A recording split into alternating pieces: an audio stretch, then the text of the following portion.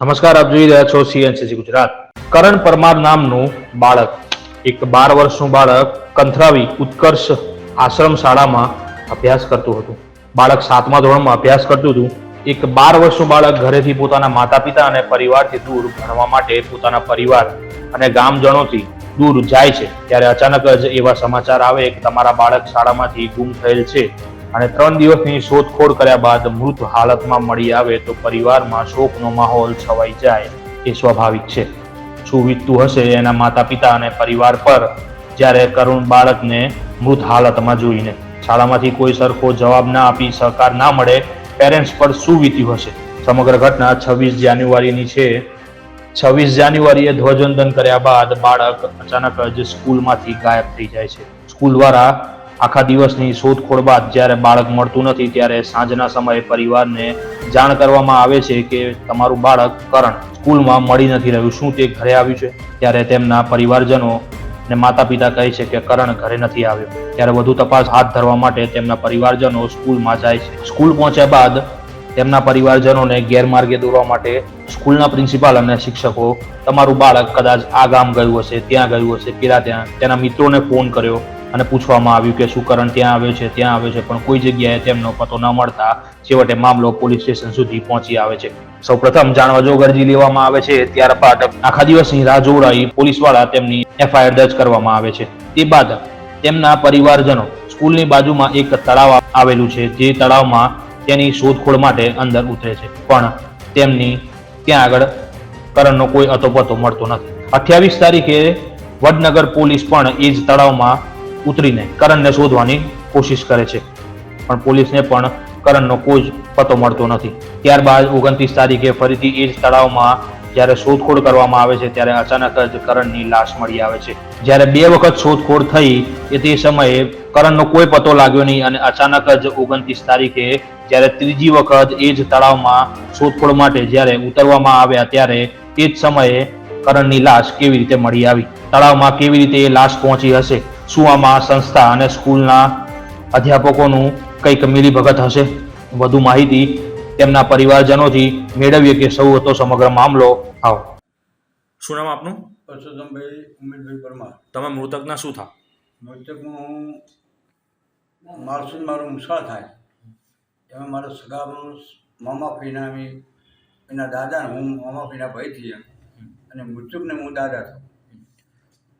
તો બાળક જે સંસ્થા કે સ્કૂલમાં જે ભણી રહ્યો હતો, હોસ્ટેલમાં જે રહેતો હતો, તે હોસ્ટેલ અને સ્કૂલ વિશે માહિતી આપો, કારણ કે આમાં લગભગ તમામ જવાબદારી એ સ્કૂલની બને છે. તો સ્કૂલ માટે અને ત્યાંના શિક્ષકો માટે તમે શું કહેશો? હવે મારું કહેવાની રજૂઆત એટલી જ છે કે જે આશ્રમ શાળાઓ ચાલે છે ગુજરાતમાં, ત્યાં આગળ દરેકની સુવિધા હોવી જોઈએ છે. ત્યાં પણ સિક્યોરિટી રાખવામાં આવે છે, પછી કેમેરા પણ હોવા જોઈએ. અને એ બાળકને 25 ગૌરી 30 ગૌરી છેટાનો બાળકો જે લાવવામાં મૂકવામાં આવે છે ત્યારે તેમના વાલી પણ લેવા જાય તો સહી કરીને આપવામાં આવે છે. વાલીને મળવા માટે પરમિટ હોય તો આધાર કાર્ડ પણ જોવે છે. આવી રીતની સંસ્થાઓ ચાલી રહેલી છે. કંથરાઈ મુકામે જે સંસ્થા ચાલે છે તેની આ બાળક વિશેનું 50 બાળક હોય કે 60 હોય, જે તે સંખ્યા એમની હોય, તેની જવાબદારી ગૃહપતિની, આચાર્યશ્રીની, શિક્ષકોની, રસોડિયાતની તમામ જવાબદારી સિક્યોરિટી વિધિની હોય છે. બરાબર? તો 26મી જાન્યુઆરીના દિવસે એવું કહેતા હતા કે ધ્વજવંદનમાં કરણ હાજર છે. એના પછી આના મૃતકના પપ્પાને ફોન કરેલો. એ વખત આ લોકો ત્યાં પહોંચ્યા ત્યારે આ લોકોએ સંતોષકારનો જવાબ કે આપેલો નથી. તેમની જવાબદારી આવે છે. જો 4 વાગ્યા પહેલો ત્યાંથી ગુમ થયેલો હોય કે કોઈને કિડનેપ કર્યો હોય તેને એક તો પહેલાં તો સંસ્થાને પોલીસ ચોકીમાં ફરિયાદ આપવાની તેની જવાબદારી આવે છે. બરાબર? બાળકનું મા બાપ ગણો, કુટુંબીજન ગણો, જેને મૂકે છે તેની સંસ્થા હોય છે. બરાબર? સત્વ સંસ્થાએ કોઈ આપ્યું નથી. ત્યારે 27 તારીખે મને ફોન આવેલો મારા સગા સંબંધીઓનું તેમનું કે ભાઈ આવો બનાવ બન્યો છે, ત્યારે હું ગાડી લઈને ઉનાવા મુકામ પહોંચ્યો, એસ.આર. પટેલને મળ્યો, પીએસઆઈને વાત કરી. એ વખત સાંજના 5 વાગે આ રામજીભાઈના નામની અપહરણથી ફરિયાદ કરી. પણ કોને અપહરણ કર્યું? તમારી શાળાની અપહરણ કર્યું એવું શાળાને ખબર છે. કોણ લઈ ગયું એ શાળાને ખબર છે. કોણ લઈ ગયું એ સંસ્થાને ખબર છે. કોઈ પોલીસને ખબર છે નહીં કે રામજીભાઈને ખબર નહીં. તો એ વખત પોલીસે ખરેખર એમની બિલુલ સંકેલી અને એક 363ની કલમની એફઆઈઆર નકલ આપી. એમાં અપહરણની આલી પણ કોને કર્યું છે, ક્યાંથી ગુમ થયો છે, આવું કોઈ લખવામાં આવ્યું નથી. એના પછી ઘણી બધી ફરિયાદો આપી. એસ.આર. પટેલની 1 તારીખે બદલી થઈ ગઈ. ત્યારે પોલીસનું ડિપાર્ટમેન્ટ સીપીઆઈ સાહેબને તપાસવું પર થઈ ગયું, તો સીપીઆઈની બદલી હતી. તેની તપાસમાં ઘેટિયા સાહેબ કર્યું, પીઆઈ સાહેબ તે કરી રહ્યા છે. તેમને અમે વારંવાર જ્યાં કોઈ રિક્વેસ્ટ મળતું નથી. આ કારણે 29 તારીખે જ્યારે ત્યાંથી સમાચાર આવ્યા ત્યારે ગોવિંદભાઈ રાઇટર તેમને મને ફોન મેં એમને કર્યો, ત્યાં સુધી અમને ખબર નથી. ત્યારે અમે પાટણ નજીકમાં આવેલા હતા. કીધું સાહેબ શું કર્યું પેલા છોકરાને શોધ ખોળવાનું? તે કે હું મોડાસા ગયેલો છું, પણ એસ.આર. પટેલ કે તળાવે પહોંચી ગયા છે. અમે ગયા હતા અને એસ.આર. પટેલ હતા, સીપીઆઈ સાહેબ હતા. ત્યારે મેં એસ.આર. પટેલને કીધું સાહેબ, જે હું ફરિયાદ લખાવતો હતો અને જે મેં કીધું ને આ સંસ્થાએ સાથ સહકાર ના આપ્યો, સંસ્થાની જવાબદારી આવે છે, સંસ્થાની ફરિયાદી કરવાની જવાબદારી આવે છે. સતત તમે એના દિવસે ના માન્યું તો મરેલું મૃત્યુ 5 થી 6 કલાકનું મૃત્યુ છે.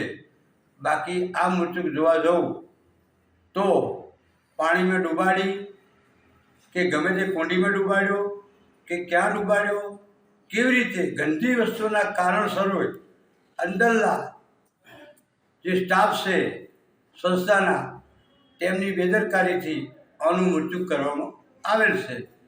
છતાં મામલતદારને મેં રિક્વેસ્ટ કરાવ્યો, મામલતદારને બોલાવ્યા. એ વખતે એસ.આર. પટેલ, ચીફ ઓફિસર સીપીઆઈ સાહેબ, ત્યાંથી મહેસાણાવાળા ગોવિંદભાઈ દેસાઈ ડીઆઈ સાહેબ, આ બધા અમે તમને પૂરો ન્યાય અપાવશું. મેં કીધું મારે મયત કાઢવાનો નથી, ડાંગીની જરૂર છે. પાણીના કિનારેથી 7 થી 8 ફૂટના ગાળામાં પડેલું, તેમાં 2.5 ફૂટ પાણી થયેલું છે. ઢીચણમાં પાણી થતું, તે કાઢવાવાળે કાઢ્યું ત્યાં એમના ઢીચણ બરોબર પાણી હતું, અંદર કાદવ છે નહીં. એ વખત મૃત્યુ ગાઢું મૃત્યુનું શરીર ત્યારે જોવામાં આવ્યું ત્યારે મૃત્યુની ચામડી કોઈ પણ ચૂંથાયેલી હતી નહીં. શરીર જેવું શરીર, ઢીંચણ 2 વળી ગયેલા હતા, કુણીઓ જે હાથ વળી ગયા હતા, જો હાથ પગ બાંધી દઈને નાખેલો હોય તેવી રીતનું. મોઢું ત્યાંનું જોતાં મોઢું ફાટી ગયેલું અને હોઠ ચીરી ગયેલા હતા. હોઠના ભાગમાં નિશાની બધી ડૂચો આલીને મારે તેવી રીતનો આકાર હતો. ત્યાર સમયે પોલીસે ઉનાવા હોસ્પિટલમાં લઈ ગયેલા. તે વખત અમદાવાદ જ્યારે લઈ ગયા ત્યારે ડૉક્ટરે પેનલ ટુ પેનલ પીએમ કરેલું છે. તેમનું સર્ટિફિકેટ જોવામાં આવે તો એવું કહેવામાં આવે છે કે પાણીથી મૃત્યુને ક્યાંક ને ક્યાંક ગોટાળો વળી જશે. ક્યાંક ને ક્યાંક ડૉક્ટરોને ગડબડ ગોટાળા જેવું દેખાય છે. કારણ કે જો ડૉક્ટર એની કલાકવારી મૃત્યુને કહેતા હોય તો વગર પાણીએ માણસ મરી જાય તો 72 કલાકમાં તો લાશ ફૂલીને ફેડાઈ જાય. એવું તો કોઈ બનેલું નહીં. 24 કલાકમાં લાશ ફેડાઈ જાય. 24 કલાકની અંદર મૃત્યુ થાય માણસનું કે ઢોરનું કે પશુનું પક્ષીનું, તો એ લાશ ફેડાઈ જાય છે. એવું તો કોઈ બન્યું નહીં. તો ડૉક્ટરોની પણ ક્યાંક ને ક્યાંક ખામી છે. હવે ડૉક્ટરે એ વખત અમને મૌખિક એવું કીધું કે આનું 24-20 કલાકની માયલું મૃત્યુ છે, તો સર્ટિફિકેટમાં કેમ આટલા કલાક વાળી લખે? તો ગોટાળો તો કોક છે જ. બરાબર. એના પછી અમે ડીએસપી ઓફિસને આપ્યું છે, શિક્ષણ મંત્રીને આપ્યું છે, કારણ કે શિક્ષણ મંત્રીને આપવું પડે છે. શાળા ઉપર શિક્ષણ મંત્રીની જવાબદારી આવે છે, શિક્ષણ ખાતાની પણ જવાબદારી, શિક્ષણ અધિકારીની પણ જવાબદારી આવે છે. કોઈ પણ વિદ્યાર્થીનું મૃત્યુ થાય, વિદ્યાર્થી ઉપર કાળ બને તો શિક્ષણની અધિકારીઓની જવાબદારી આવે છે. તો શિક્ષણ મંત્રીને આપ્યું છે. પછી આ સંસ્થાનો ટોટલ ખર્ચો સમાજ કલ્યાણ પૂરું પાડે છે, ગુજરાત લેવલનું. તેના સમાજ કલ્યાણ મંત્રીને પણ આપેલું છે, બરોબર. ત્યાંથી સંઘવી સાહેબ જેને એમને પણ જાણ કરેલી છે, ભૂપેન્દ્ર પટેલ સાહેબને પણ સીએમને જાણ કરી છે. સેક્ટર 18માં પોલીસ વડા કમિશનર જેને કહેવામાં આવે છે તેમને પણ અથવા જાણ કરેલી છે. હજુ સુધી આ છોકરાનો ચોર કોણ છે કે નથી, કોઈ કલમ કે અમારું નિવેદન કોઈ પોલીસ કે કોઈની તંત્ર અમારો અહેવાલ જવાબો લીધા નથી. તો આપ સાહેબશ્રીને મારી નમ્ર અરજ છે કે ઓનો ન્યાય જો અમને નહીં મળે તો અમે અમારા સગા સંબંધીઓ વાલા કુટુંબીઓ કલેક્ટર કચેરી ધરણા ઉપર ઉતરવાની તૈયારી કરશું. સંસ્થાના જે અધ્યાપકો છે, જે ગુનેગાર કોઈ ગંદી વસ્તુઓમાં છે તેમના બાળકો સાથે રહે છે, તેમની ફેમિલી કુટુંબ રાખે છે, તેમના બાળકો પણ ઉંમરલાયક છે, તેમની છોકરીઓ ઉંમરલાયક છે, આવી રીતે બધા રહે છે.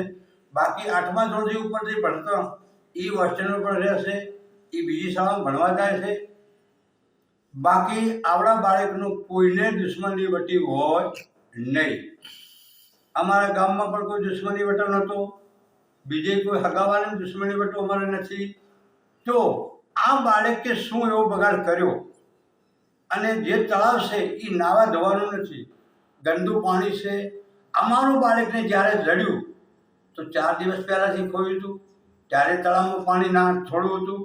અમારું મયત અંદર, અમારા બાળક કરણનું મયત ત્યાં હતું. એના દિવસે રાત્રે 4 વાગે કોળી તળાવમાં પાણી છોડાયું અને પાણી ભેગું કર્યું, એની પણ તપાસ થવી જોઈએ. હવે બીજું કે આ જે સંસ્થા ખરી એ સંસ્થાની અંદર સિક્યુરિટી માટેના કઈ બંદોબસ્ત હતો ખરો? નહીં કીધું ના, નથી. સીસીટીવી ફૂટેજ કે કઈ એવું નહોતું. હકીકતમાં તો નહીં તમે યાર ઘરમાં વાત નહીં થતી, ચેનલમાં આ 35 વર્ષની આની છે શાળા, 1-2 વર્ષની નથી. ત્યારથી આજ દાડા સુધીમાં આ શાળામાં સીસીટીવી કેમેરો પણ મૂકવામાં આવ્યો નહીં કે સિક્યોરિટી પણ મૂકવામાં આવી નહીં. આવી સગવડો પછી ફરતો જેને કોટ જોવે એની જગ્યાએ વાયરની વાયર કરેલી છે, વાયરની નકે વંડો જોઈએ, આવું પણ કરેલું નથી. આ શાળાની અંદર 20 થી 25 વર્ષ પહેલાંની શાળા છે, આજકાલની નથી. પણ આવી કોઈ સુવિધા અંદર જોવામાં આવતી નથી. બાળકોના ભવિષ્યનું શું? તો આ બીજા બાળકો જે ગામોગામથી લાવીને આવા લોકોને ગરીબોની બાળકો લાવે, ગરીબોનો જ લાવે છે. ગરીબોના બાળકોને લાવી લાલચ લપટાવે કે તમારું બાળક હોશિયાર થશે, આમ થશે, તેમ થશે. આવું કરીને આ લોકો જે સંસ્થાવાળાઓ ચલાવી રહેલા છે, સંસ્થાવાળાઓ આવી રીતના બાળકો ભેગા કરી અને આવી સંસ્થાઓ ચલાવી રહ્યા છે પોતાનું ગુજરાન ચલાવવા માટે. પણ ખરેખર સંસ્થાનો બાળકો કોઈ પણ ભણીને કલેક્ટર નહીં બન્યું, કોઈ નોકરી કરતું નહીં. આવા લોકોને કરતા આ બાળક ઉપર કોઈ તકેદારી ના રાખે, આવા બાળકોનું મૃત્યુ થાય તો એનું ભવિષ્યનું શું? એટલે તમારું કેવું એવું છે કે આમાં કંઈક તમને એવી ગંધ આવે છે કે સંસ્થાની કઈ મિલીભગત છે? મારી તો વિનંતી એવી છે કે આ લોકોનો ચહેરો જોઉં છું, સંસ્થાનો ચહેરો જોઉં છું, એમના શિક્ષકનો જોઉં છું, એમના આચાર્યનો જોઉં છું, એમના ગૃહપતિનો, એમની ફેમિલીનો જોઉં છું, તો 99% સંસ્થામાંથી માણસનો ગડબડ કરીને આ છોકરાનું મૃત્યુ કરવામાં આવેલ છે. તો અમારી સાથે દલાભાઈ પુંજાભાઈ પરમાર પણ સાથે છે, જે બાળકના શોધખોળમાં મૃતકના માતા પિતા અને તેમના પરિવાર સાથે હતા. તો તે સમયે તમારી સાથે શું શું થયું, સંસ્થાવાળાએ શું શું કર્યું અને કઈ જગ્યાએ તમને ફેરવ્યા તે જણાવો. હવે મારું કહેવું એવું છે કે અમે જ્યારે રાત્રે બધા ગયા, 7:45 ફોન આવ્યો ત્યારે ગયા, તો અમે શોધખોળ કરી, તળાવ ફેર્યું, રાતના બધા જંગલો જે ઝાડો હતા એ ફેર્યા, અમને કાંઈ જોવા મળે નહોતું. 27 તારીખે પોલીસને જાણ આપવા ગયા, પોલીસે પણ સાંભળ્યું નહીં. 5:30 અમારી ફરિયાદ ગુમની લીધી.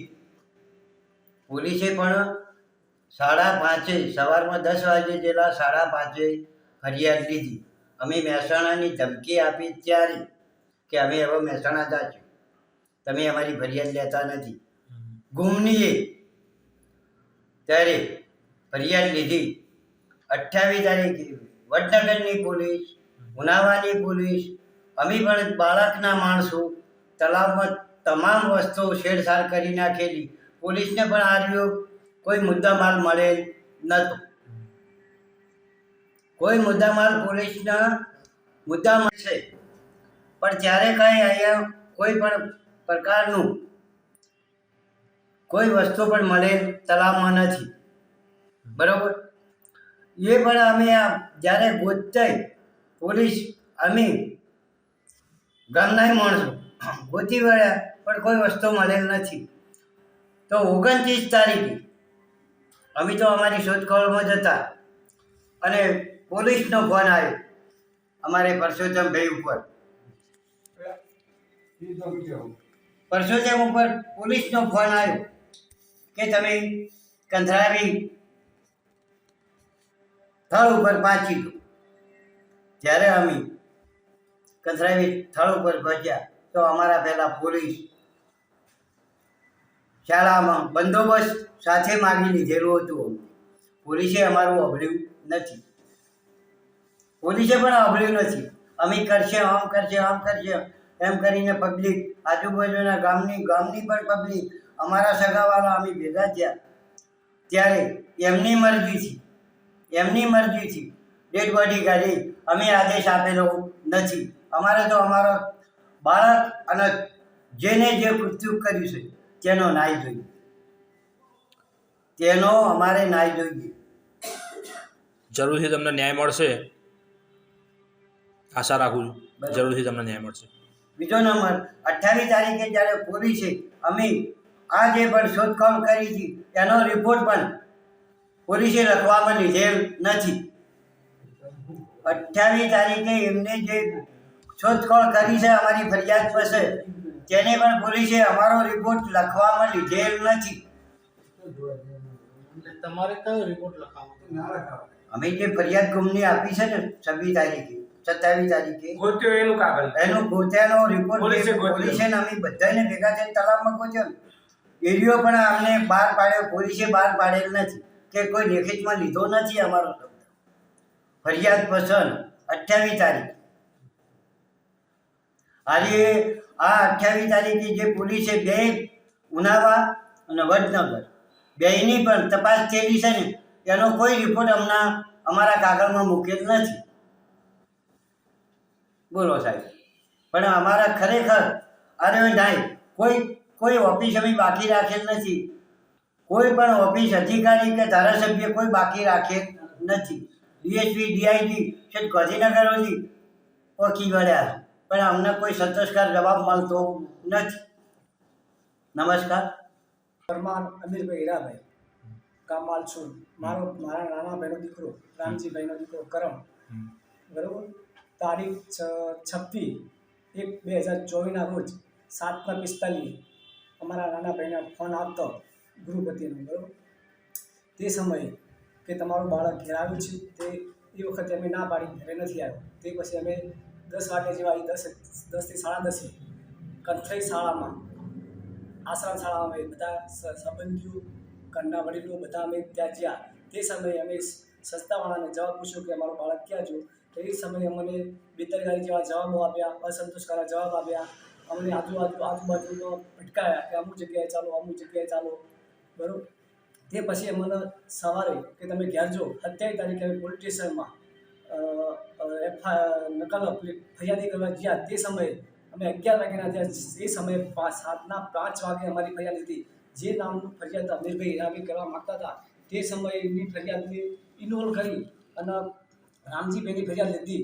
જે ફરિયાદ લીધીમાં અમે જે શબ્દો લખાયા એ પોલીસે લખ્યા નથી કે સંતોષકારક જવાબ મળ્યો છે અમને કે આવા બાળકો તો કેટલા 3-4 કિસ્સા બની ગયા પણ કોઈ કાર્યવાહી થઈ નથી, એવા સંસ્થાવાળા કહે છે, બરાબર.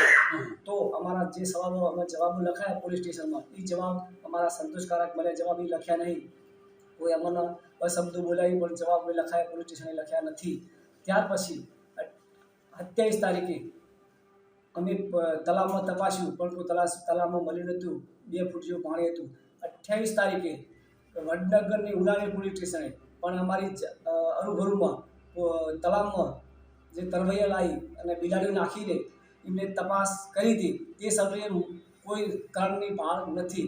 ત્યારબાદ 29 તારીખે સવારમાં 10 વાગ્યા જેવો કે 10 થી 9:30, બરાબર, એ સમયે અમને ફોન આવેલો, તમે કંથરાઈ મુકામે આવી જાઓ, કોઈ બાળકની લાશ છે. તે સમયે અમે 10 થી 10:30 અમે પાક તો એ જગ્યાએ ગયા. ત્યારે અમે તલાવમાં રૂબરૂ જોઈ કે લાશ છે. તો આ લાશ ક્યાંથી આવી અને 4 દિવસ કોના કબજામાં રહ્યો અને કોને મારીને એમને સંસ્થાવાળાએ મારી નાખ્યો કે સંસ્થાવાળાએ ટૂંકો આપ્યો કે હોજમાં ડબોળ્યો, એ શું કારણ બન્યું. એટલે તમારું કેવું એવું થાય છે કે બાળક ને અપહરણ કરીને અને તેને મારવામાં આવ્યો છે. બરોબર, મારવામાં આવ્યો કારણ કે એના માથાના ભાગે, કપાળના ભાગે, હોઠે દાંત પડી ગયેલા હતા.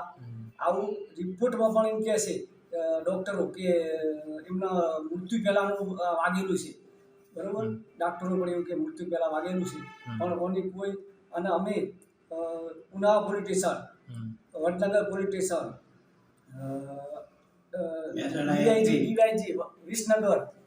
ડીવાયજી વિસનગર, એસપી મહેસાણા,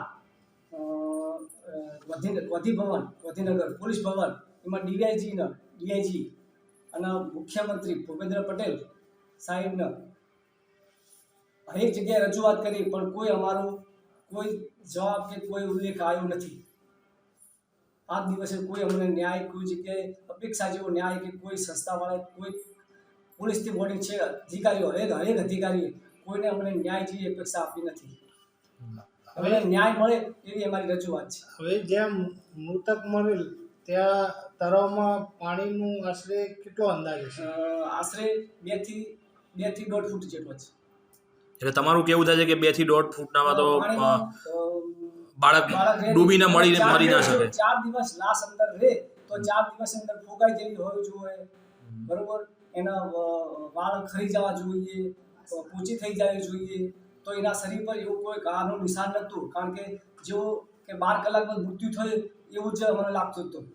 રાત્રે 28 એટલે પાણીથી જે વ્યક્તિનું મૃતકનું મોત થાય એમાં જે એમના શરીર ઉપર જે પ્રતિક્રિયા થવી જોઈએ પાણીથી લઈને, એ પ્રતિક્રિયા શરીર પર જોવા નથી મળી. પાણીથી પેટ ફૂલી જવું જોઈએ, શરીર ફૂલી જવું જોઈએ, વજનદાર હોવો જોઈએ, એવું કોઈ નહોતું.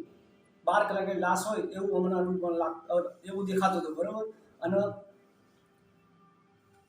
એવું દેખાતું હતું અને અમારો પૂરેપૂરો ન્યાય મળે એવી અમે અપેક્ષા છે અમારી.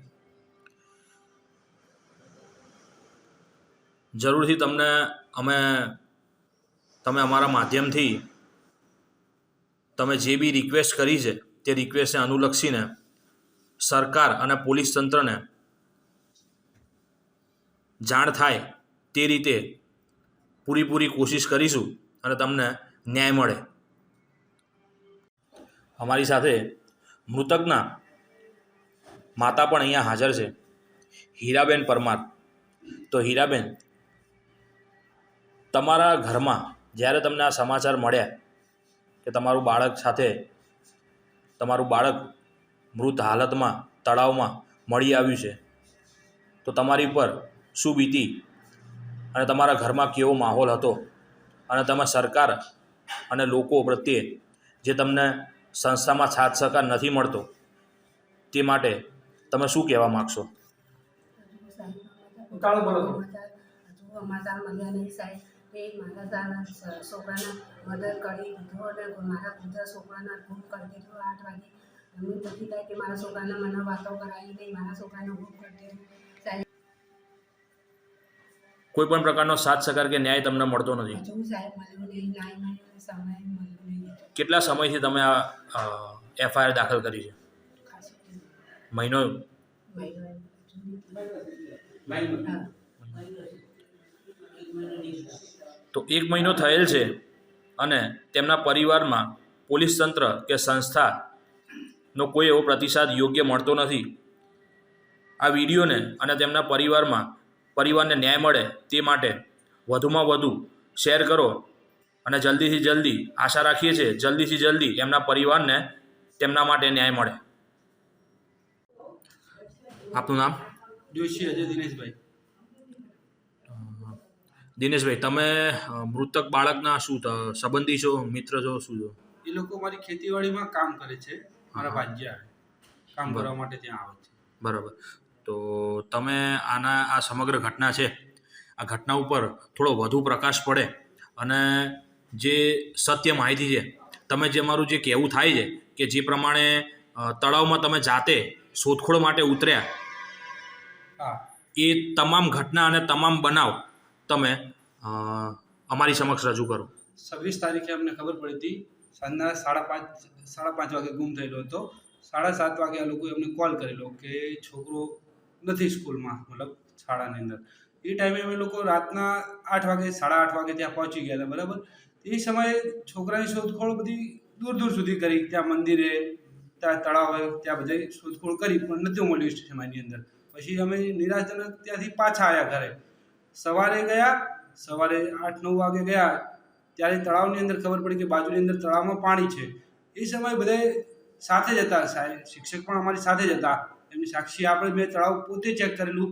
મારી સાથે 2 જણા બીજા પણ તળાવમાં ઉતરેલા હતા. તળાવની અંદર ચેક કર્યું ટાઈમે પણ કોઈ લાશ કે કાંઈ એવું દેખાણું નહોતું. એ પછી 27 તારીખે મેં ચેક કર્યું હતું. 28 તારીખે વડનગર પોલીસે ચેક કરેલું હોય મનાડી, કે આપણે ઓલું લોખંડની જાળી વાળવા મનાડી. એ સમયની અંદર વડનગરની પોલીસે પણ ચેક કરેલું. એ સમય પણ મને લાશ એમને મળી નથી. અને ડાયરેક્ટલી 29 તારીખે સવારે લાશ ક્યાંથી આવી તળાવની અંદર? અમે લોકો પછી જ કહેવા માંગીએ છીએ કે જે સમય ચેક કર્યું સમય લાશ નથી, તો 29 તારીખે સવારે કેવી રીતે લાશ અંદર આવી ગઈ?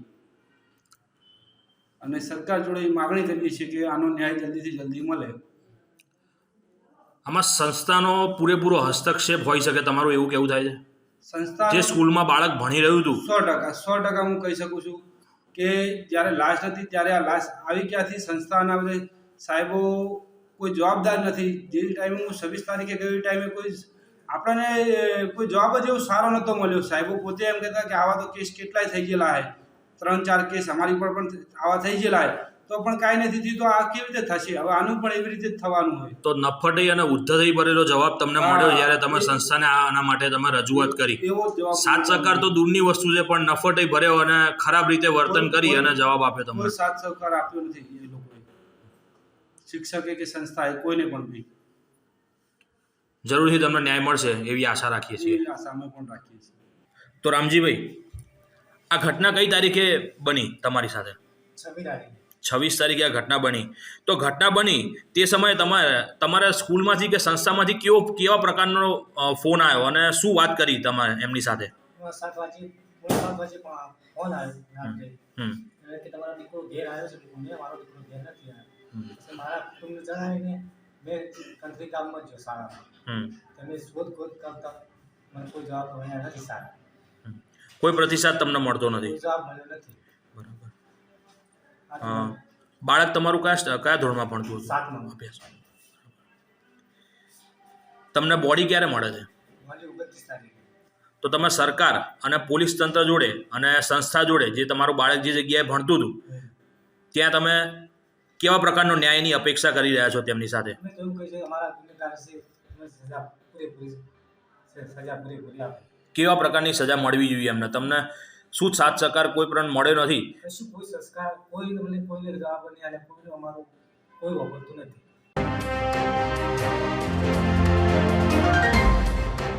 સરકાર પ્રજાનું હિત તો વિચારે છે, પણ તેમના માટે કઠોર પણ બની રહી છે. પ્રજા પર કઠોરતાનો પ્રયોગ કરીને કદાચ સરકાર તેમના જ પગ પર કુહાડો મારી રહી છે. લોકહિત એ જ પરમો ધર્મ, એ જ સરકારનું કાર્ય છે. પણ અમદાવાદના સાબરમતી વિસ્તારમાં સરકાર તેમજ સરકારી કર્મચારીઓ કઠોર બની રહી છે. સાબરમતીમાં અમદાવાદ મ્યુનિસિપલ દ્વારા 150 થી વધુ મકાનોને નોટિસ કે જાણ કર્યા વગર ક્ષત્રિય ઠાકોર સમાજના લગભગ 70-80 વર્ષથી રહેતા રહીશોના મકાનો તોડી પાડવામાં આવેલ છે, જેથી ત્યાં જન આક્રોશ જોવા મળી રહ્યો છે. ત્યાંના રહીશોનું કહેવું છે કે અમે આ જગ્યા પર વર્ષોથી રહીએ છીએ, કમસે કમ જાણ તો કરવી જ જોઈએ. વસ્તી ઘર વગર બેઘર બની ચૂકી છે, રસ્તા પર રહેવા મજબૂર બની છે. નાના ફૂલ સમાન ભૂલકાઓ તેમજ તેમના પરિવારજનો રસ્તા પર ઘણી તકલીફ ઉઠાવી રહી છે. આ જોતા જ તરત ઠાકોર સમાજના અગ્રણી તેમજ સેવાકીય સંસ્થા તેમની વારે આવી.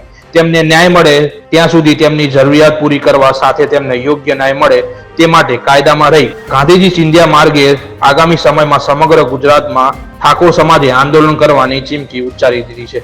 તેમજ ઠાકોર સમાજે આવી વિકટ પરિસ્થિતિમાં ખભેથી ખભો મિલાવી સાથ સહકાર આપી જ્યાં સુધી ન્યાય ના મળે ત્યાં સુધી સાથ સહકાર આપવાનું નમ્ર વિનંતી કરી છે.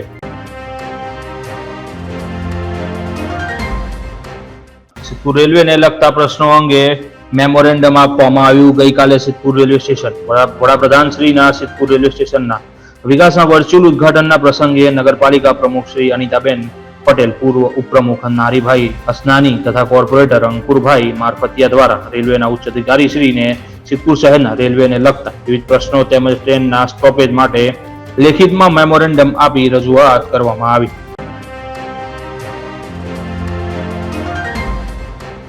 સુરતના વકીલ ઉપર થયેલા ખોટા કેસ પરત લેવા સિદ્ધપુર વકીલ મંડળ દ્વારા સરકારને આવેદનપત્ર આપવામાં આવ્યું. સુરતના એડવોકેટ મેહુલભાઈ બોઘરા ઉપર થયેલા ખોટા કેસો પાછા ખેંચવા સમગ્ર ગુજરાતના બાર એસોસિએશનના દ્વારા સરકારને આવેદનપત્રો આપવામાં આવી રહ્યા છે. તે સંદર્ભે સિદ્ધપુર બાર એસોસિએશન દ્વારા પ્રમુખ એડવોકેટ રાજુભાઈ ઠક્કરને આગેવાનીમાં તારીખ 28 ફેબ્રુઆરી બુધવારના રોજ સિદ્ધપુર પ્રાંત અધિકારીને સરકાર દ્વારા ખોટા કેસ પરત લેવા આવેદનપત્ર આપવામાં આવ્યું હતું. સિદ્ધપુર વકીલ મંડળના તમામ વકીલ મિત્રો અને તેમના કર્મચારીઓ ઉપસ્થિત રહ્યા હતા.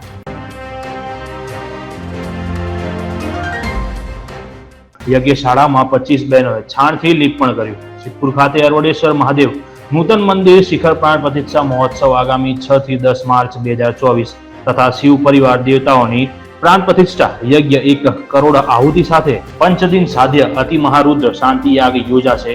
આ પંચદિન હોમાત્મક યજ્ઞ જેમાં 1 કરોડ આહુતિ, 250 વેદપાઠી બ્રાહ્મણો, વેદ ઉપનિષદ વિક્રમભાઈ પંચોલીના આચાર્ય પદે 200 યજમાનોને હસ્તે કોટી રુદ્ર શાંતિ યાગનું પંચદિન ધર્મોત્સવની યજ્ઞશાળા સિદ્ધપુર સરસ્વતી નદીને તટે અરવડેશ્વર મહાદેવ મંદિર પટાંગણમાં 1 વીઘામાં યજ્ઞશાળામાં 11 યજ્ઞ કુંડી જેવી આસપાસના 5 દિવસ દરમિયાન 250 વેદપાઠી બ્રાહ્મણ અને 200 ઉપરાંત યજમાન બિરાજમાન થશે. બિલિયા ગામની બહેનોએ અરવડેશ્વર મહાદેવ પ્રાણ પ્રતિષ્ઠા મહોત્સવની યજ્ઞશાળામાં લીપણ કામ પણ કર્યું, જેમાં 1 કરોડ આહુતિ આપવાની હોવાથી વિશાળ યજ્ઞશાળામાં 25 થી વધારે બહેનોએ છાણનું લીપણ કર્યું હતું.